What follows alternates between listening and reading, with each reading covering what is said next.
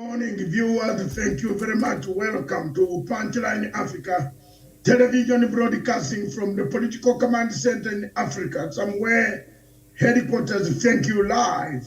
I'm Dr. David Matanga. Thank you very much. Across in Nairobi, the headquarters of Punchline Africa television. This is the editor's memo. Thank you very much. Miriam, back to you in the studios with what you think about this topic. And thank you very much, Kiptanui Savenia from Nakuru, Rongai constituency. The voting is taking place today, and we see quite a lot of chaos in that place. Invasion of the polling stations by MPs that are allied to UDA. What is the situation on the ground in Nakuru? I saw the MP for that place, Raymond Moi, complaining over the television that there were people invading this station. Back to you, Miriam, so that you can lead us through this topic. All right, thank you so much. And of course, the topic is right there on your screens. Which way Iebc, and yesterday there was a bombshell of a rebuttal from Raphael Tuju, and perhaps that is where we shall start with our conversation this morning, not afternoon, sorry, it's 26 minutes past 11 a.m., even as we look at what will happen. So Iebc through Githu, this is some of the things before we get into what Raphael Tuju said yesterday. William Ruto won the election with 7.176 billion votes against former Prime Minister Odinga 6.9 million. The presidential election was conducted in accordance with the law. Tallying and verification was done by the Iebc as a commission, not by Chebukati alone. Only 6 polling stations were yet to be tallied at the time of final results declaration, and Commissioners Cherera, Nyang'aya, Wanderi, and Masit wanted to force a runoff, and the Commissioner Gulie was set to announce results from 27 constituencies before violence broke out at Bomas. That is according to Iebc through its lawyer, former AG Githu Muigai, and accusations against the Iebc were Tangula connection. Bungoma senator is accused of having links with Greek businessmen, awarded the ballots tender in October last year. And then Venezuelan saga, Iebc defends 3 foreign contractors saying they represented Smartmatic, the technology vendor contracted to run the presidential election. And then Tuju visit, Raphael Tuju now claims, without giving details, that 2 commissioners visited him at home to auction the election. And Iebc through Mansour Cherera team claims a court should nullify presidential election results and order for audit of Iebc systems. We are the majority, hence have the authority to respond on Iebc's behalf. And then the third is there was no transparency in presidential election tallying and verification. The fourth, Chebukati failed to consult other critical Iebc decisions, including tallying and verification. And then Iebc has become a shadowy institution with no accountability or transparency on account of Chebukati's actions. And then Chebukati and others should be barred from victimizing the 4 commissioners. So let's just, so that is what some of the things that we'll see play out at the Supreme Court. But first, what we saw yesterday from Raphael Tuju, page 6 on the Star newspaper. Azimio Executive Director Raphael Tuju yesterday laid bare some details about his confidential meetings with 3 independent electoral and boundaries commissioners. This comes even as he fights off accusations that he attempted to offer inducement to the commissioners for favorable presidential results. The former Jubilee Secretary General told a media conference that he held 2 top secret meetings with poll agency chairman Wafula Chebukati and commissioners Professor Abdi Gulie and Boya Mulu separately at different locations in Karen. The 3 have fallen out with their colleagues over the declaration of William Ruto as president-elect. Without disclosing the details, Tuju said it was Chebukati who initiated the confidential meeting in Karen. He said, I want Chebukati to explain to me and to Kenyans what the discussion was about when he came to a secret location to meet me in Karen. He said, I am ready to surrender the phone logs I have on my conversations with Mr. Chebukati to DCI and anybody else with the right authority to scrutinize, the Azimio executive director said. In another revelation that exposes the level of rot in the electoral agency, Tuju confessed that Gulie and Molu also met him at his current home after asking for a confidential discussion on sensitive matters.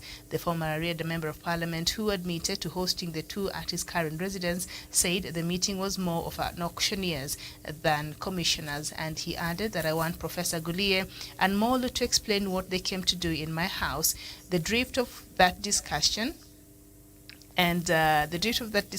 was more of auctioneers rather than commissioners, Tuju said. He said the entire conversation was captured by CCTV, which he said he's willing to surrender to help in the investigation. So that is what we are working with this morning, Doc.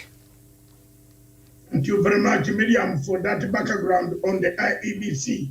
And I would like to request Stephen to play, to show that IEBC clip, the timetable, the frames, the disagreements that I have sent him. Then as we talk, we look at that and I say which way IEBC.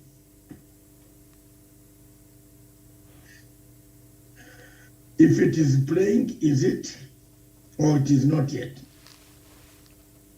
All right, it's playing now. Thank you very much. Miriam, the scenario that is painted by the IEBC is not a scenario that you should now, as Kenyans, you should be able to assess what really went wrong in this country, what really happened, what has happened. Look at the time frames. What people are saying and what people want and what the international community wants. The international community has been let down to this question of elections in Africa. And my humble request is that in the future, African countries should not invite observers who come to enjoy the sunshine, eat the food, and at times even depreciate our countries. This election was marred with quite a lot of substantive information that we saw. But all observers who came to Kenya, all of them started saying the election was very good, was transparent. So for an observer team to come, there is a monitoring team. So the monitoring team hand over a report of a very good election. Therefore, why is it turning up that everything that the monitoring team recorded on Kenya, the Kim kits, went down? And we have turned into something very strange in this place. And that strangeness is what worries me as a person. The strangeness is all the things that we talked about, Miriam, came true. All the things that we mentioned here on this television station have come to pass. Printing papers were not in existence. Ballot papers were not there. They were already packed wrongly. We haven't seen any document that shows why Kagamega papers and the Mombasa papers were mixed. Why? Was it a process of gerrymandering to gerrymander an election such that if you allowed Mombasa and the Kagamega to play, the number would be huge, very, very huge for Raila Odinga. It made so many errors. Calculating mathematical errors cannot be in the same place. One mathematical error can be excused, but you can't excuse over 1,000 mathematical errors. So, Miriam, under the panel, I'm telling you, it is not going to be rosy as it is. It will be very, very, very sour. I believe the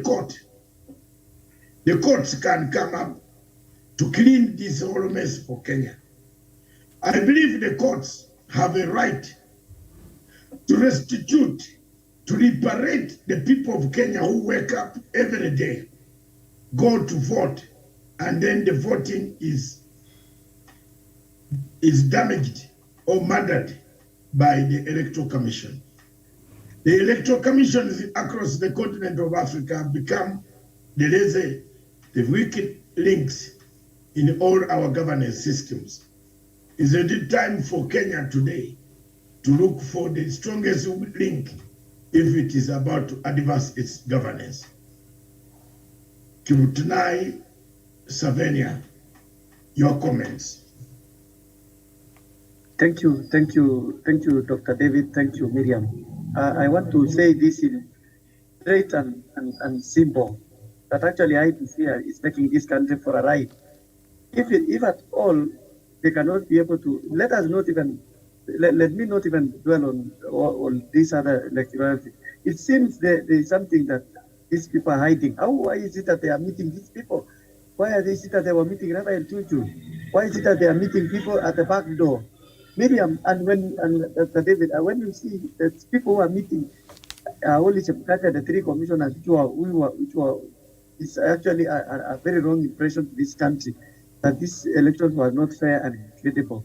Another thing is that if it is true, these ballot papers, as you said, I've seen your tweets, I've seen what you are speaking in some hours when you are in, I think it is TV24, that these ballot papers actually were ferried by lorries. If Chebukati cannot be able to disclose to us, Dr. David, what transpired, how are these ballot papers being printed? Who printed them? And Cherera said, we went there, but we found that they had already sealed.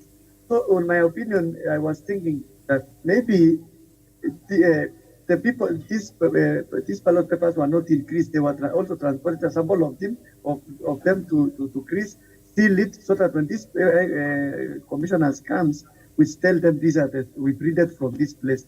So there is a lot of fraud.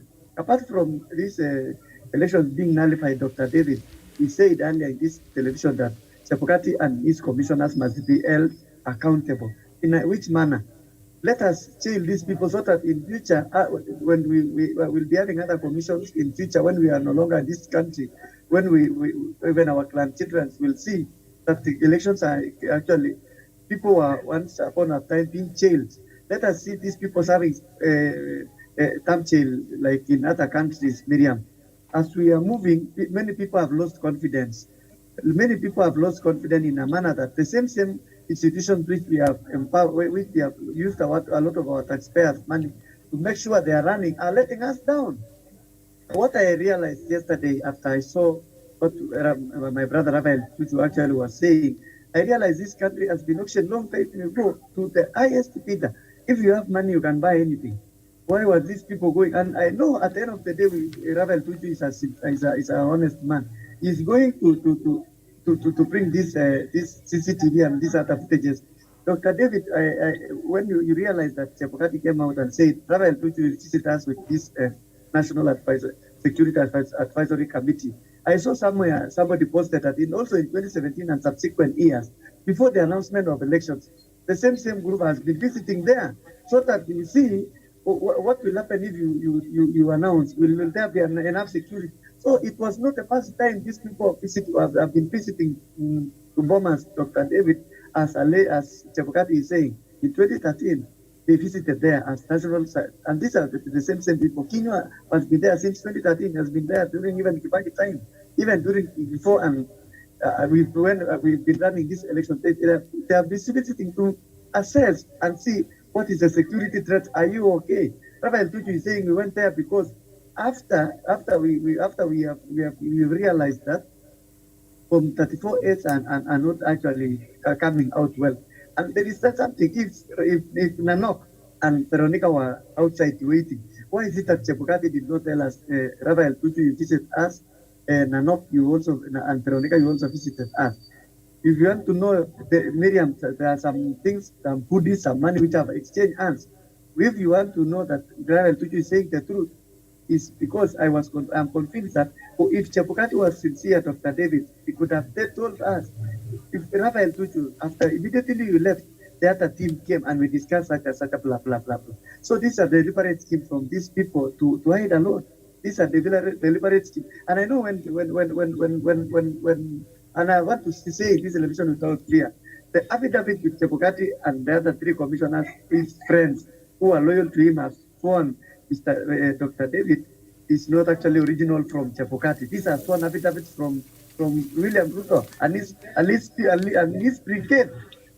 William Ruto has started with a lot of money. He might even have priced these commissioners. And at the end of the day, before next week, God willing, Miriam, at a time like this, I know this country will have got the ruling. And this ruling will be actually for two reasons. For this country to ban, or for this country to get forward and to move to other things, Miriam, so that these people who will be coming in future will see that this country actually is being run by rule of law. I was thinking something, and I want to say this, Miriam, in the morning, that direction and money has changed hands. I submit Dr. David. There you are, Miriam. You see signs of this nature. You one must get worried about the wind that will come or the rain. If their clouds are heavy, Miriam, you will tell those are heavy clouds. The Iebc has been at the center. Can I pose a question that maybe even these hackers were Al-Shabaab sympathizers? How do you know? How do you know?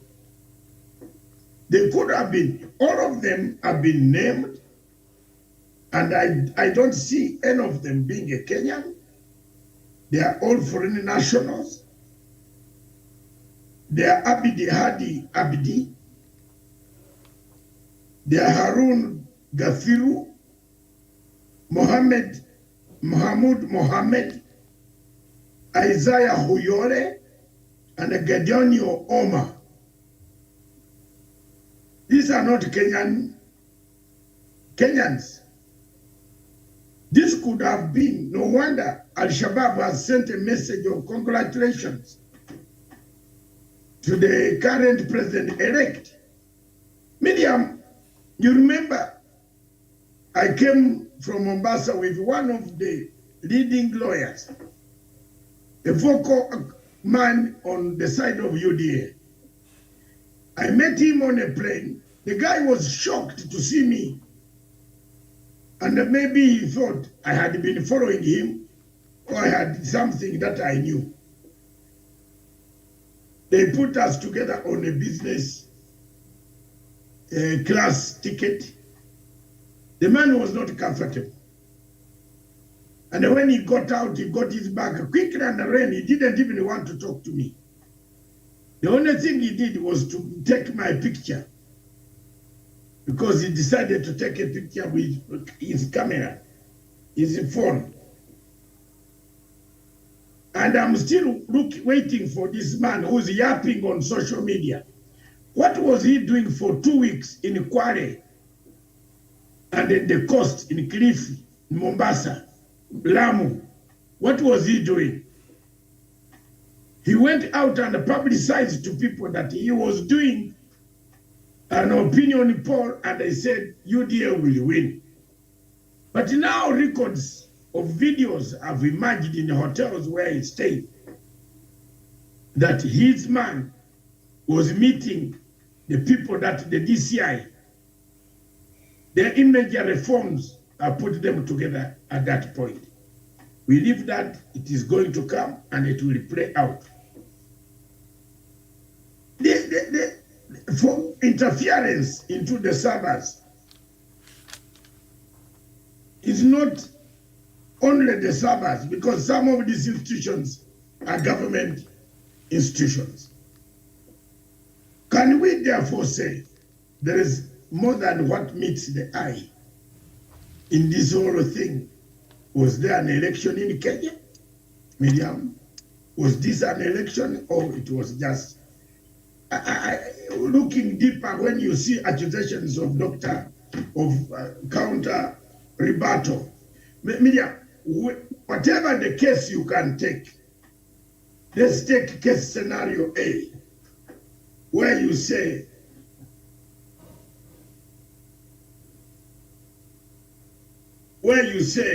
Tuju met, or the commissioners met Tuju. It already disqualifies, it already tells you that someone wanted to influence that election. So it is, we don't know to what extent the meetings, the talks, the discussion, even if it was not centered on anybody will assume a perception will be created that they were meeting someone to make demands, because Tuju is on the other side of the aisle. So, Miriam, whatever happened, there is nothing that I've ever seen in this country like this massive retrogressive ideas where the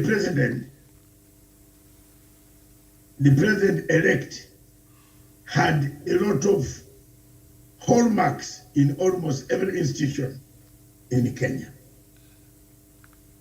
where he manipulated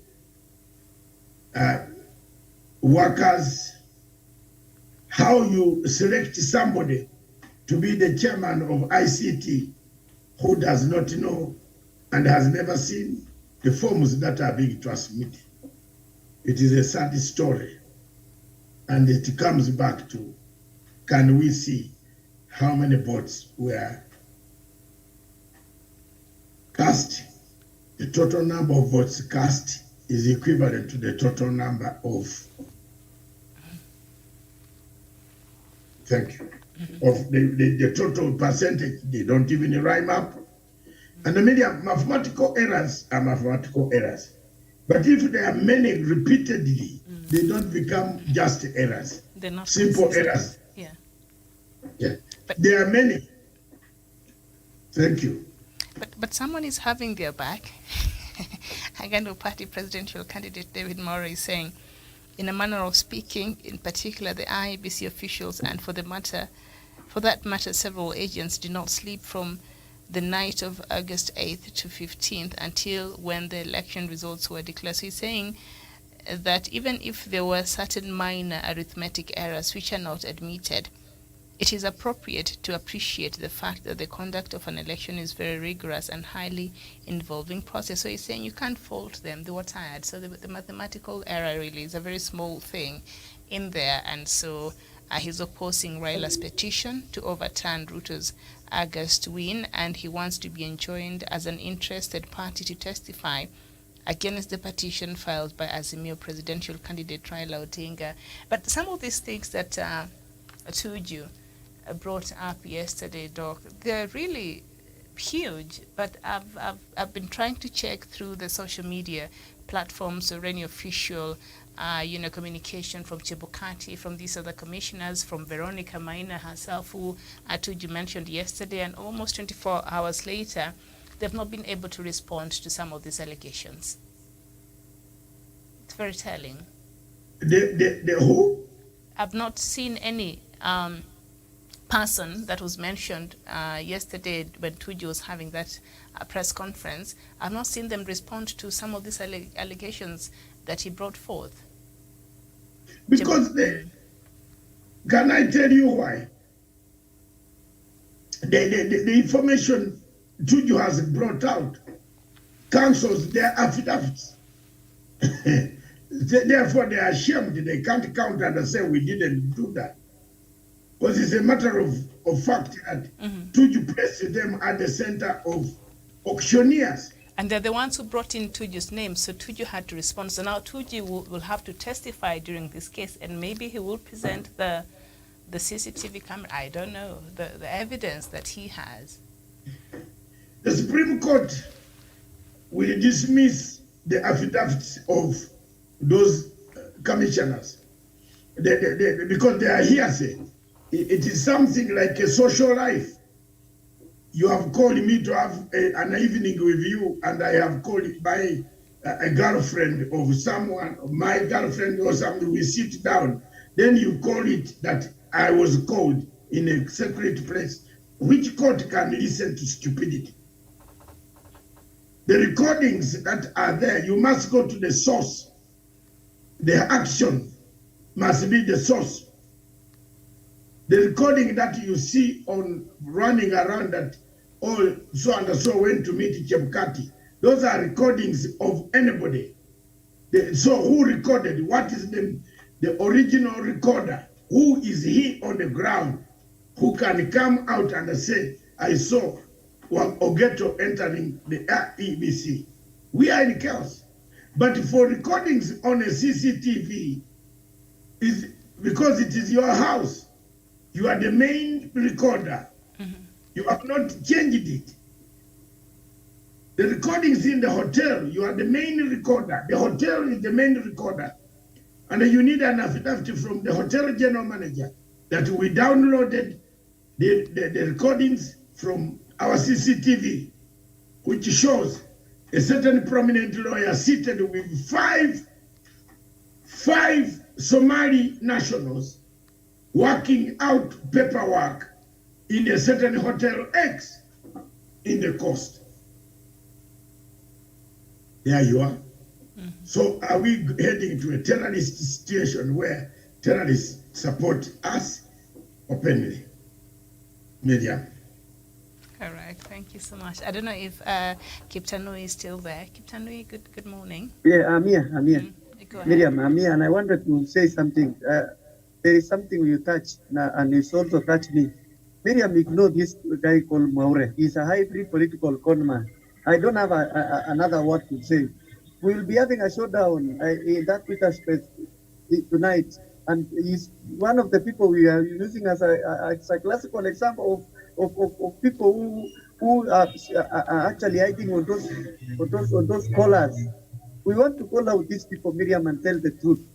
How can you go and support impunity and you are telling us you are a Christian, you are a pastor, you want to say blah blah blah blah blah, and you have zero. This is the same person who even came out and say I have actually conceded defeat, declare William Ruto as the president.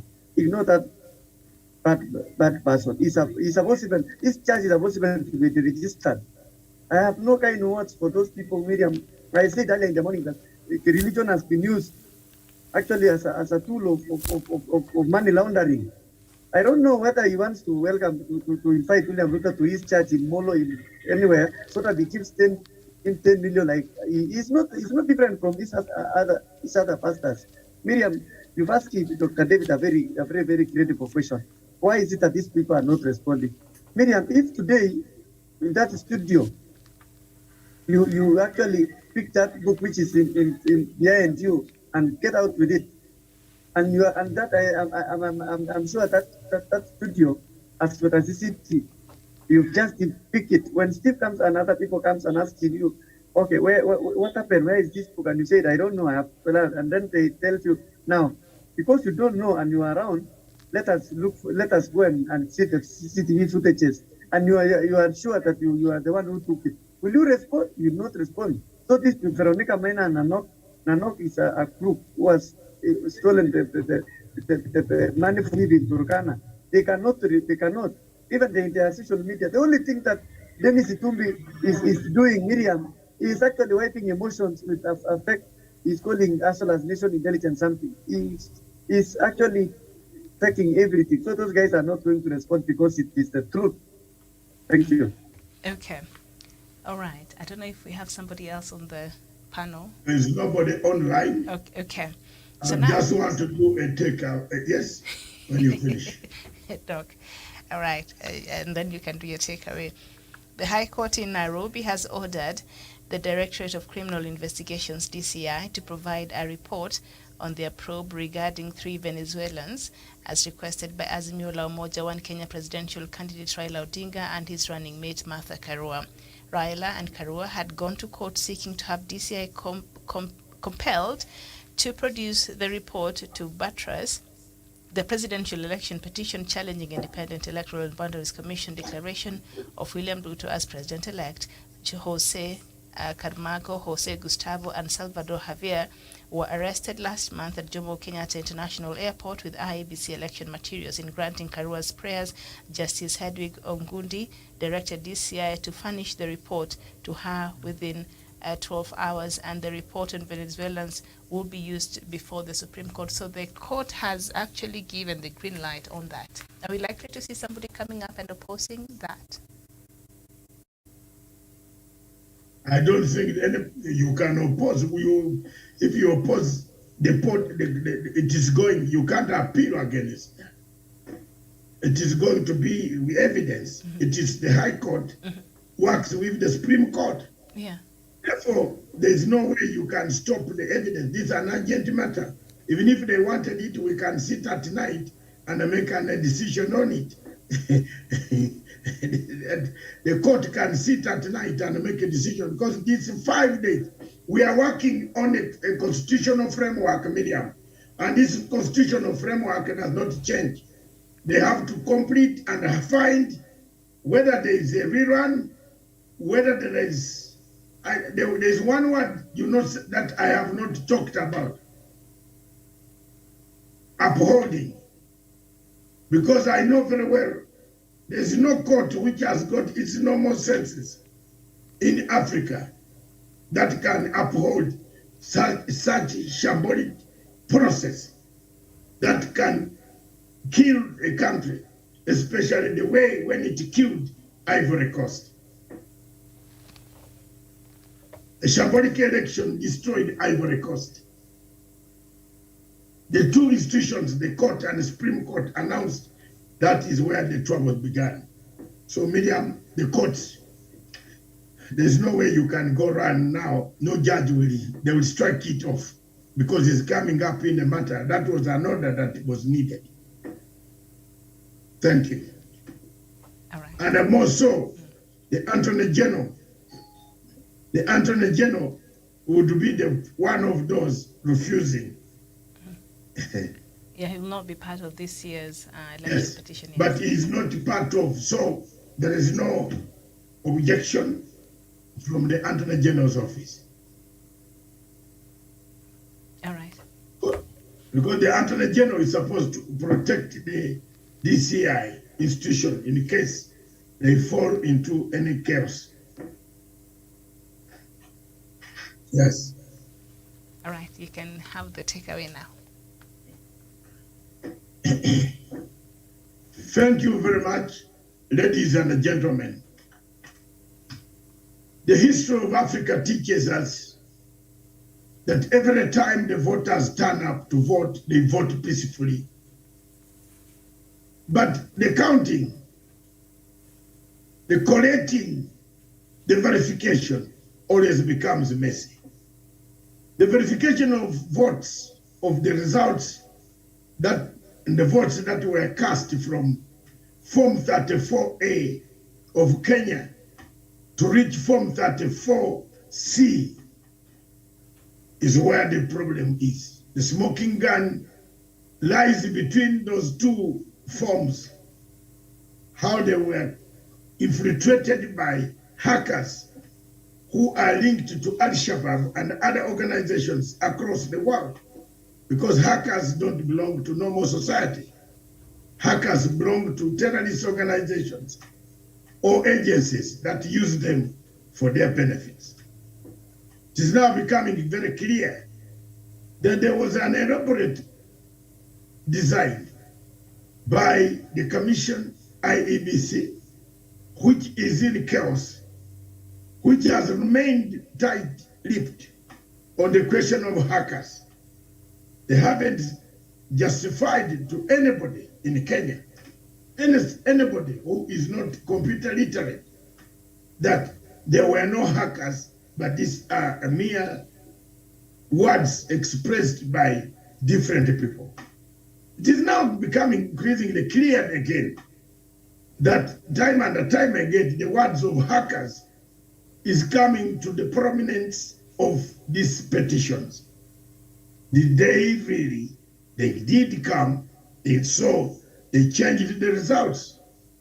There are some prominent people on the side of UDA in Kenya that is the United Democratic Alliance party of President-elect, who were had being in 3 to 4 weeks in the coast, in Kwale, in Tanzania, near the Tanzanian border, coordinating and facilitating these maneuvers.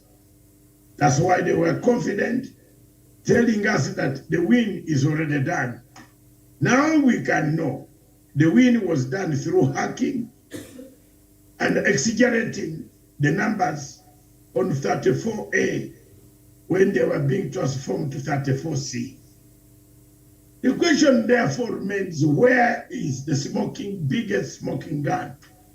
Is it the hacker or the cargo manifest?